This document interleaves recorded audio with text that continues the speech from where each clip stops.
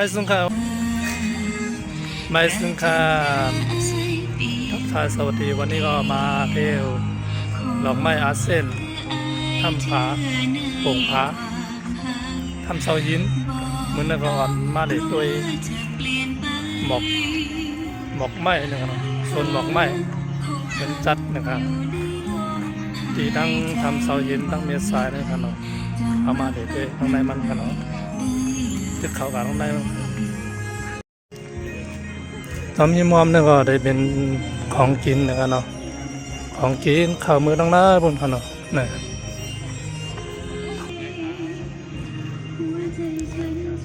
เช่นนั้นก็ได้เป็นของกินอะไรครับ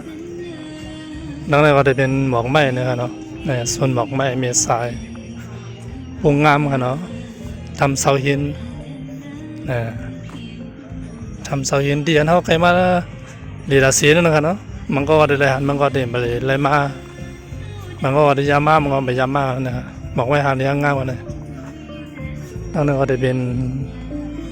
ที่เป็นขายทั้งกินใส่กรอบซึ่งนั่นนะครับเนาะ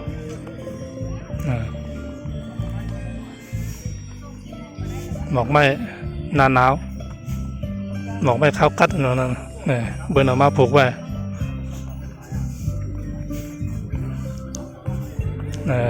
เขามือด้วยแล้วมันค่ะเขามือด้วยทั้งนั้นไอ้บุญเขาเนาะนะครับได้เป็นที่ไหนครับเนาะ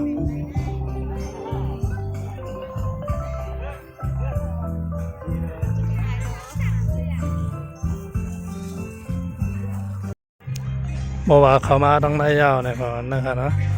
เขาขามาไถ่แก้วหางที่นายนะครับก็ใครมือเหล่ตั้งได้บุญก็มีแทงนะเนาะนะครับมือเหล่ตั้งได้ทำบุญเนาะตั้งได้บุญได้เป็นทำตั้งได้ได้เป็นส่วนหมอกนะครับส่วนหมอกทางลิลี่ครับเดี๋ยวไถ่แก้วหางก็แคบนะครับเดี๋ยวมือไหนครับเนาะมาเหล่ครั้งวันก็เลยครั้งขึ้นก็เลยครับเนาะเนี่ยครั้งขึ้นครั้งวันครั้งดีเหมือนกันนะครับเนาะก็ได้เบิ่งอันนี้นึงกันเนาะครั้งขึ้นเดี๋ยวมีไพ่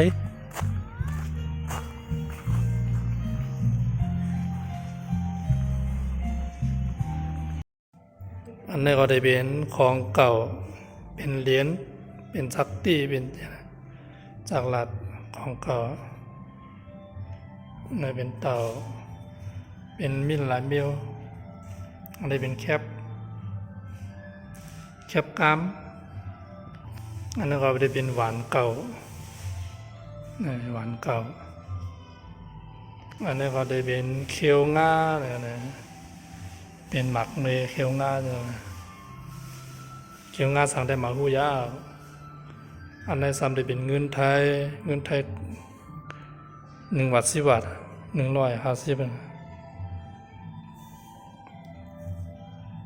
อันนี้ได้เป็นแอบเก่าแล้วนะอันนี้ก็ได้เป็นพาราดังใดนี่ก็ได้มีแผ่นโบราณโอ้ได้เป็นแผ่นอ้างกันแล้วเนี่ยนะ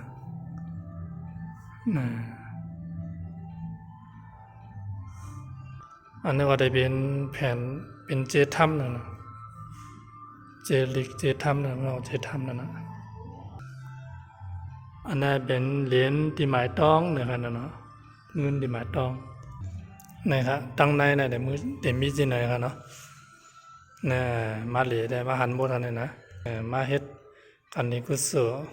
ที่สวนอันนี้ก็ได้เป็นพงอันนี้เป็นตัวจักรลัดต่อกันเนาะ